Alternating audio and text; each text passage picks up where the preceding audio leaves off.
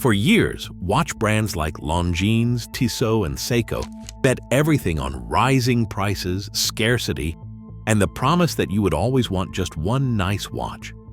But in 2025, prices climbed 20 to 30%. Tariffs surged to 145%, and for the first time, buyers walked away. The industry's middle is breaking as smartwatches quietly replace the first luxury wristwatch. And entire brands face a crisis they trained their own customers to expect. How did we get here, and can the everyday watch survive what comes next? Long before tariffs and smartwatches rattled the market, watch brands began rewriting the rules for what counted as entry-level. Take Tissot. For decades, the PRX sat quietly as a reliable, affordable choice, an everyday steel watch you could find at the mall. But between 2020 and 2022, Tissot transformed the PRX into a heritage statement, swapping mass-market volume for a sleeker, more expensive package. The price tag followed, climbing from the low hundreds of dollars to well above $600 for the automatic.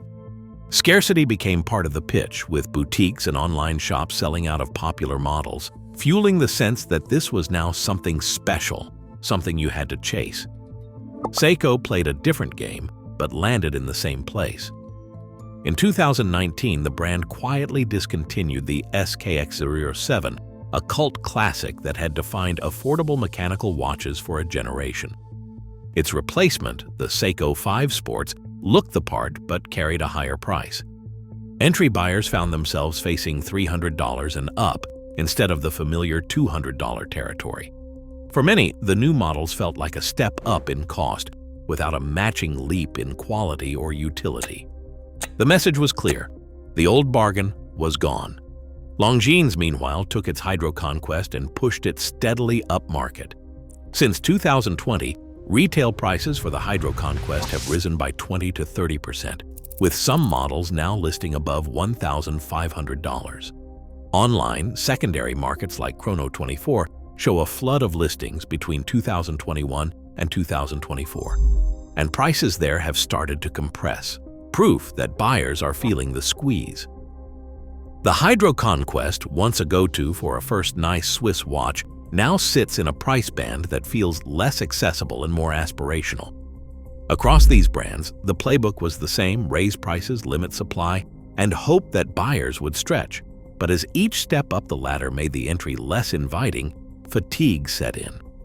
The industry taught customers to expect exclusivity and annual hikes, but did little to explain what they were actually getting in return. By the time economic pressures hit, the foundation was already shaky, a self-made problem years in the making. Rent, food, insurance, and travel costs have all climbed faster than paychecks in the past 2 years, squeezing the budgets that once made room for a first nice watch.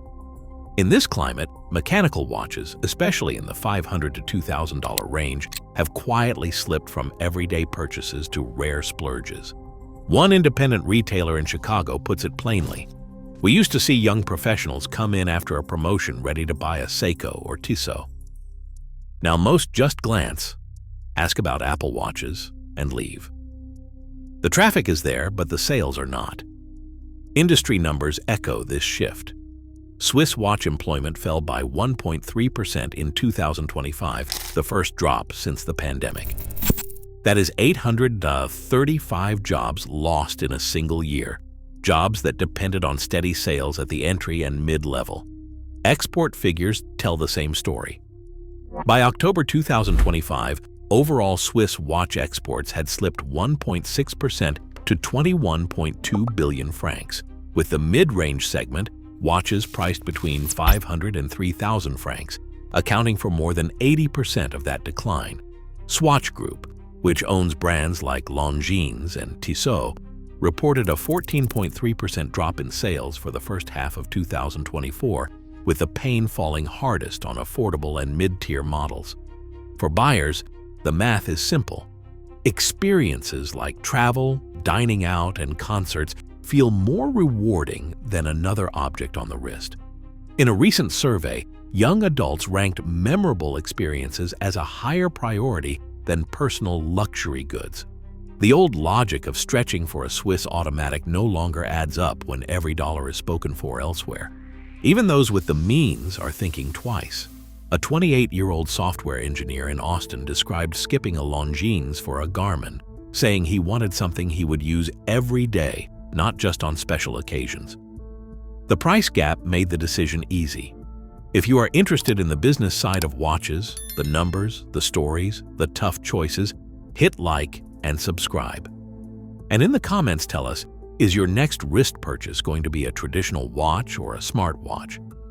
For brands and retailers, this shift is more than a blip. Demand for mid-priced mechanical watches is softening, and the signs are everywhere. Rising inventories, more frequent discounting, and a growing sense among insiders that the old playbook no longer works. The middle of the market, once the industry's engine, is running out of gas. Tariff policy hit the watch industry like a thunderclap. In early 2025, a series of United States tariff hikes on Chinese imports peaked at 145% for some goods, and that sent shockwaves through supply chains.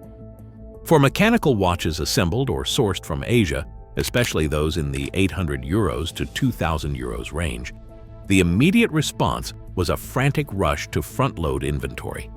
Importers and brands hustled to get shipments into the United States before the April deadline, filling warehouses with months' worth of stock. A temporary sales spike followed, but it was smoke. Retailers weren't selling more watches, they were just receiving them all at once. An inventory manager at a major mid-tier chain described the aftermath. We had back rooms stuffed with Tissot and Seiko boxes, all arriving in the same quarter. It looked great on the books, but the shelves told a different story. When tariffs hit their peak, new shipments slowed to a trickle. With prices distorted and demand already soft, retailers found themselves overloaded, especially in the middle price bands. The supposed health of the market was an illusion, built on a one-time flood of product. As the dust settled, the real pain surfaced: overstocked cases, thinning margins, and mounting pressure to move inventory any way possible. A smartwatch isn't just a wrist gadget anymore, it is a 5-tool player. One device tracks your steps, logs your heart rate, pings you with texts, navigates your commute, and pays for your coffee. Apple, Garmin, and Samsung have turned the wrist into a command center. For someone standing at the counter with $400 to spend, the value equation has flipped.